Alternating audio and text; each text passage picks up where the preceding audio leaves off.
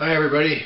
I've reached a major milestone here at Camp Serendipity, and so I thought I'd make a video to explain some of the things about it. The milestone is that I've finished installing all of the ceilings on the outside of the building. And I started a little less than a year ago, probably in May of 2012, and the project became high priority then. And that is because I had packrats in the ceiling on this side of the building and mice in the ceiling on that side of the building. And the only way to keep them out permanently was to get the ceiling boards installed on the outside of the eaves. And that would plug up any possible way for them to get in up there. And so I started out on the porch and made a few videos showing the progress out there, putting the ceiling in there.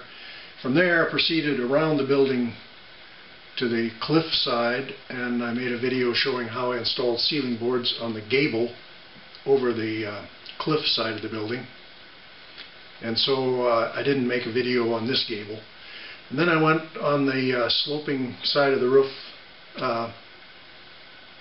next, and the final section was the high eaves.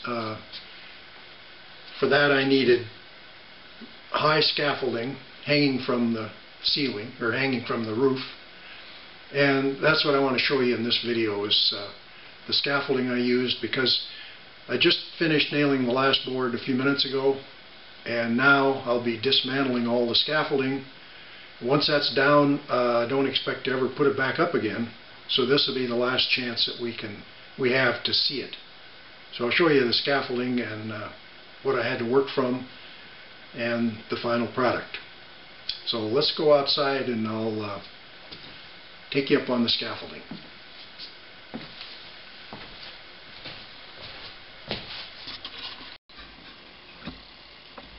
I'll take you through the kitchen and then out the back door for those of you that haven't seen the cabin on the inside.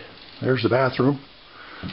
We'll go down the hall here under the staircase, through the kitchen,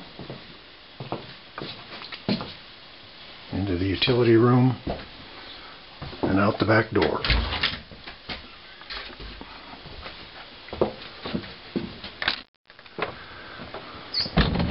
Here you can see some evidence of the trees from the storm we had last winter.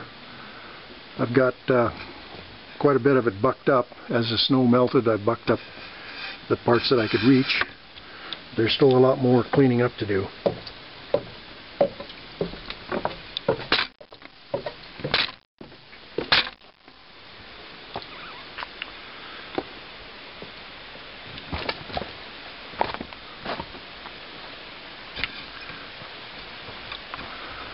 So this is some of the scaffolding that's required. I've got a 3-tier tower right here on the corner of the building that allows me to climb up high enough to get on this end of the hanging scaffolding. And then the hanging scaffolding hangs on under the eaves all the way across the building. And that's what I worked from to install the ceiling boards. But to erect that hanging scaffolding, I had to reach up over here with this 2-tier scaffold tower with a 20-foot ladder on top of that end of the platform in order to hang the hangers. So my 20-foot extension ladder had to be standing on that particular end of the scaffold that's cantilevered out and reach up between the middle of the windows. And then I also had to have the ladder set up on this end of the scaffolding to reach up to the right of those high windows in order to hang those hangers. But I'm going to take you up there now, and we will I'll show you the scaffolding, how it's built. Okay, I'll go up first, and then you can follow me up later.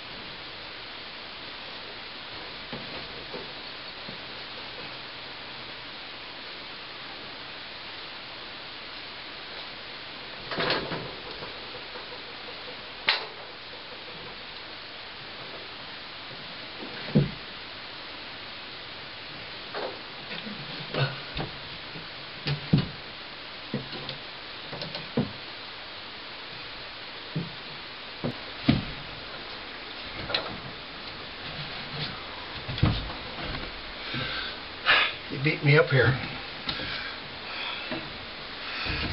Okay, I'll show you the scaffolding.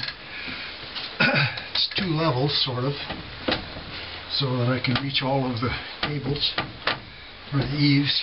And I had to have a riser up here and a step stool and a bunch of other stuff that I've taken down. But what I want to show you a few details up here while I'm up here and explain a few things. First I'll give you a little lay of the land here, show you where we are. We are right up under the ridge pole of the cabin. This is the ridge pole, the very high point of the cabin. And it goes out into space. And from up here, we're pretty high off the ground, you can see a few things, like you can see some of the damage that was done by that ice storm at the end of last winter. You can see downed trees, you can see my truck down there, and you can see where I've cut a walking notch through that big ponderosa pine log that just missed my power pole. And you can see a tangle of trees that I prevented me from walking up my driveway most of the winter. But after the snow melted back off of those, I bucked up the logs and cut the slash, so at least I can walk through there now.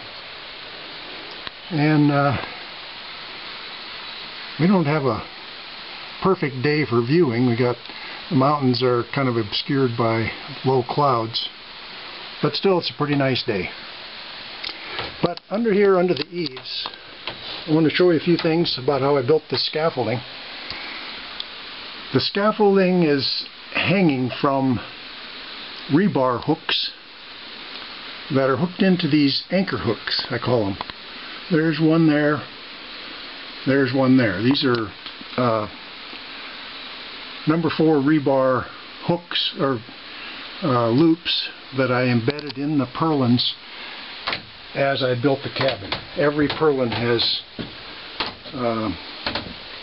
2 of those built in. So there's another hook there, another hook on this purlin, one's down there.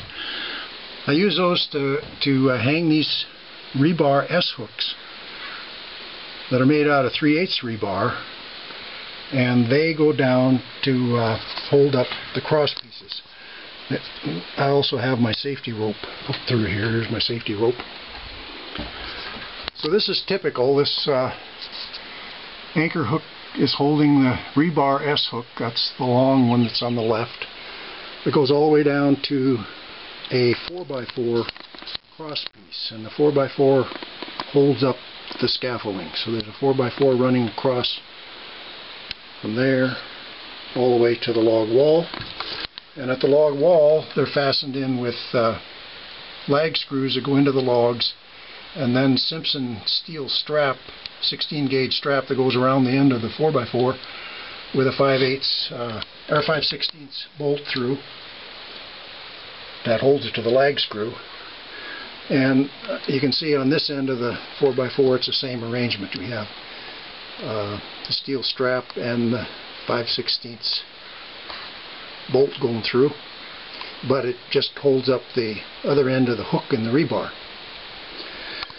Now one trick was getting that stuff up here, and to hang these rebar S-hooks I had to stand on an extension ladder, as I mentioned, that was standing on that 2-tier tower leaned up against this wall between the windows, and then just reaching up, holding the end of the hook with one hand, hanging onto the ladder with the other one. I hooked the hook into this.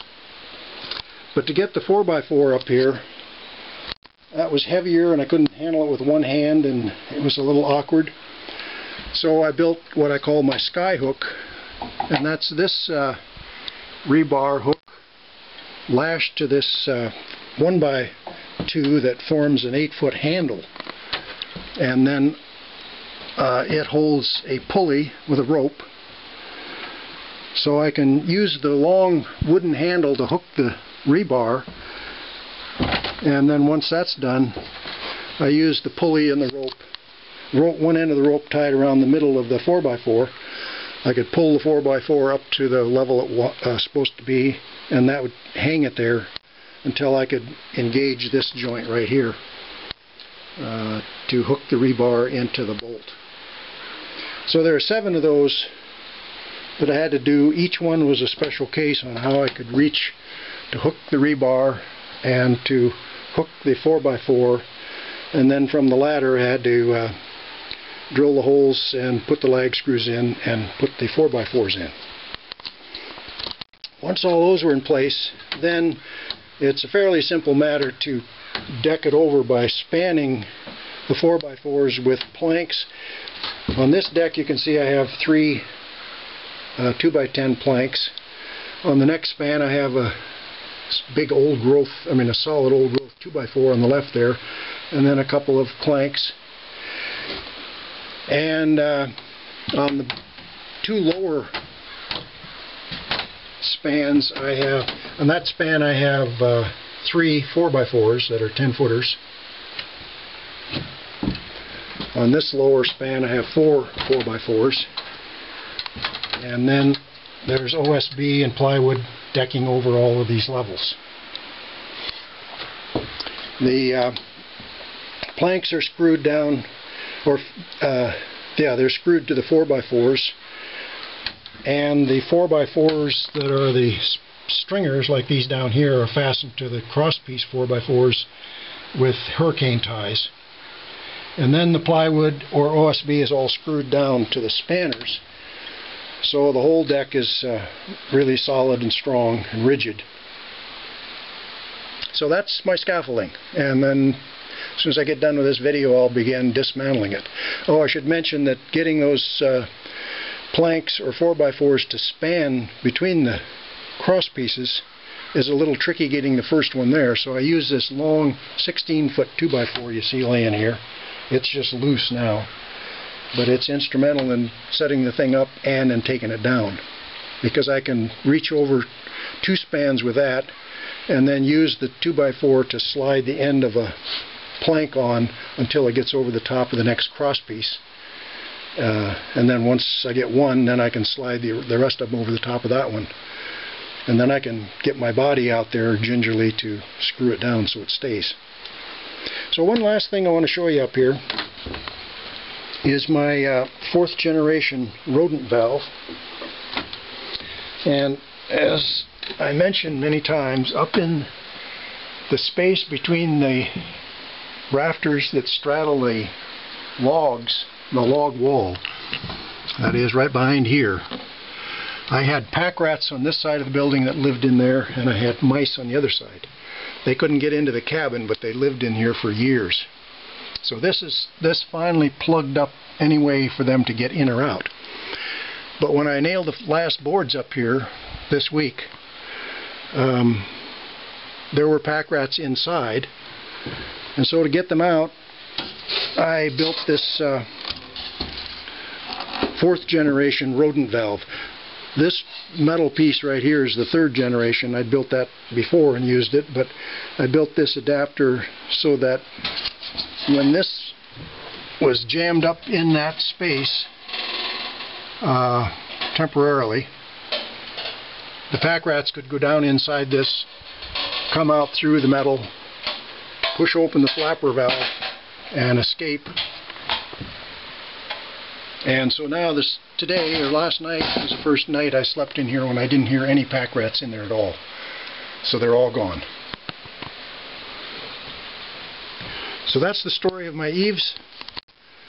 I'm glad that the ceilings are all in place on the outside. And I hope this video worked out. Once again, thanks for watching. If you want to see how I nailed these boards, check out my video on nailing ceiling boards on the opposite eaves. It's the same problem, it's just that it wasn't 30 feet off the ground.